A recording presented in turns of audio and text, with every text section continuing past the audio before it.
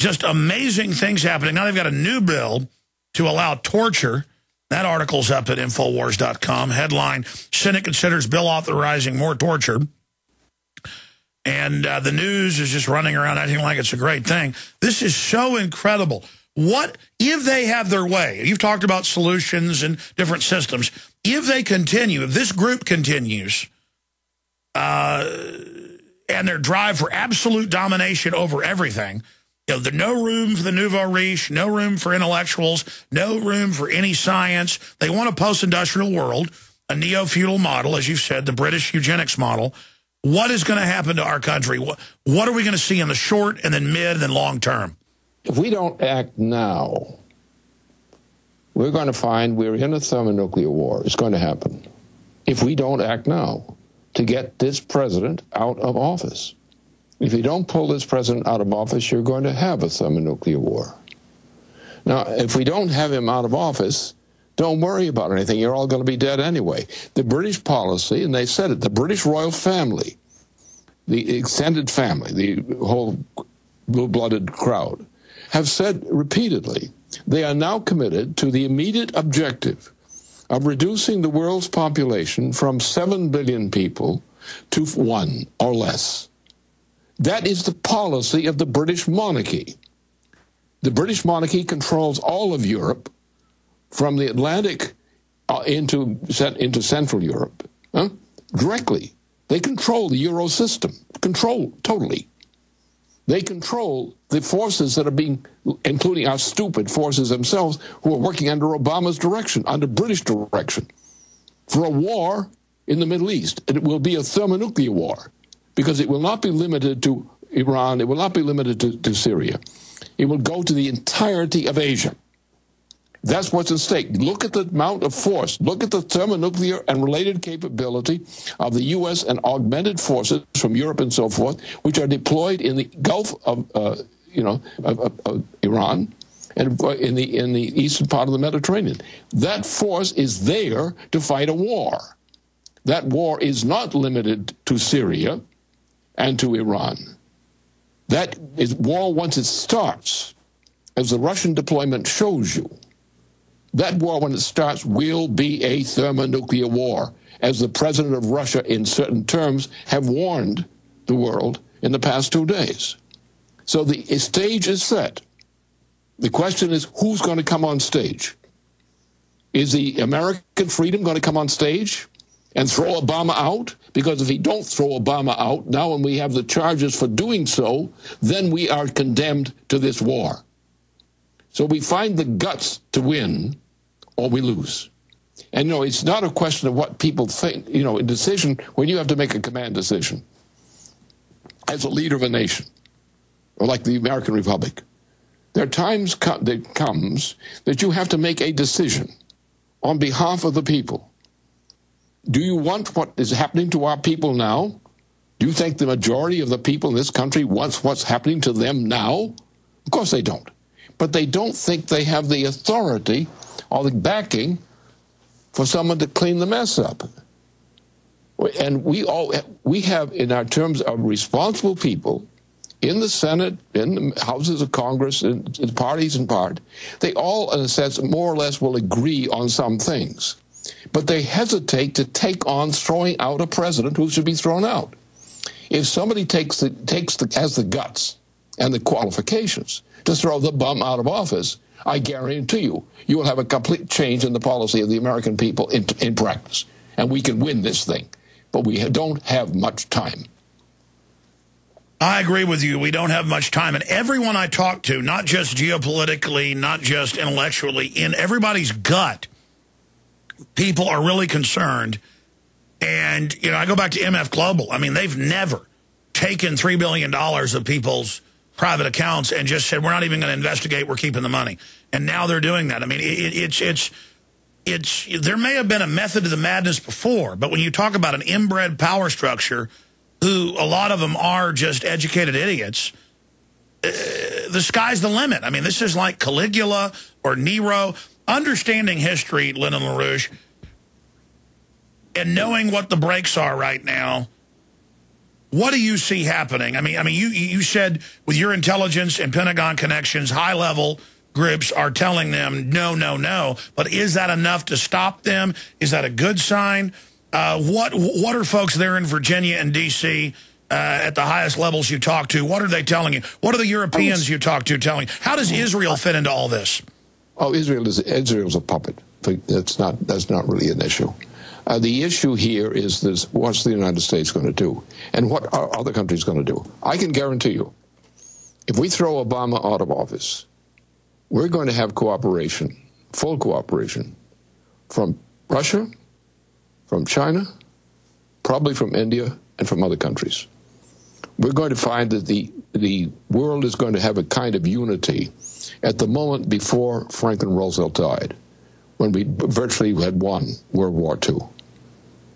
People are now at a point of anxiety that if somebody puts the solution before a hungry man on a plate, and the hungry man is seeing his children starving, and somebody's going to come with a solution, they're not going to be very fussy about finding out why they're doing what they're doing. They know what they're doing. They're trying to get their country back. And we have most of the people in the United States want their country back. If a few of us in responsible positions of leadership act within the provinces of our Constitution to take an action to throw this president out of office, even if the initiative is made by a relatively few people, if it's made, and made under the proper law, you'll find a rejoicing in the streets throughout much of the United States. And you'll be hiding Obama someplace where nobody can get at him because you're not going to have him killed. Sure, go ahead. Go ahead. That'll change everything. But sometimes it takes, leadership does mean something.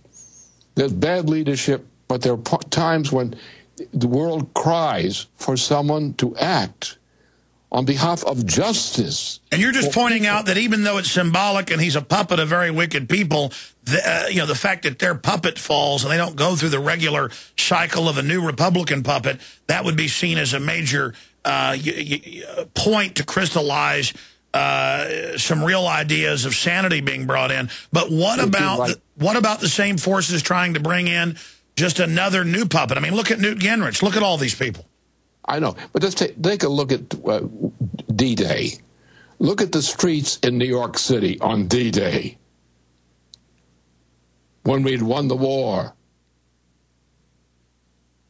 And if unfortunately we got Truman in instead of Roosevelt later, if Roosevelt had continued as president, we'd never have any of these problems. Sometimes our chief executive, or the circles which are our chief executive collectively, of our Constitution, when the people in our country do know something about our Constitution, they have some sense of it. But they may not know all the details, but they do know right from wrong in that sense. What's needed now is leadership in the United States which will remove this president from office immediately. That will put into play immediately in the Congress, especially in the Senate, and some of the key people in the House of Representatives, will put them into motion immediately to change a great number of things suddenly. That doesn't mean everything is going to be solved, but it means we're going in a completely different direction, and we're going away from thermonuclear war. And that is what we have to do now. There are no preconditions required for doing that. Lyndon LaRouche, give us some of the websites. There's LaRouchePack.com. There's also LaRouche Pub, correct? Yeah, LaRouche Pub is a publication of our organization. I know you've got a lot of websites. I wanted to, we're out of time, and I don't want to twist your arm into any more time, but if we can, I want to go to break and do just 5 more minutes on the other side, because I want to ask you from your deep, deep study, and I read, the intelligence briefing and the rest of it, just invaluable information. But I want to understand the deep mindset of the oligarchy and what they think they're going to get out of this, because obviously it's leading them like Hitler into Russia or others on ill-fated journeys, and they're not going to make it out of this. They may succeed in wrecking everything, but there's got to be a point when this ends. Lyndon LaRouche, just give us 5 more minutes on the other side, and then we'll get into financial news and phone calls and a lot more. We'll be right back. Stay with us, ladies and gentlemen. Infowars.com. To be All right, my friends, it's our final segment with Lyndon LaRouche. He's been very gracious to spend this much time with us, very busy man. LaRouchePack.com. And his analysis is spot on. You cannot deny we're at this point. Because the world is imploding, these globalists always start wars. And it is the British Empire model we face. So in closing, so that we know the enemy, not the English or British people or the UK, but that parasitic system there that through all of Europe's wars developed the most cunning, manipulative system ever seen. Who are they? What are they? What do they stand for? How do they see a way out in this?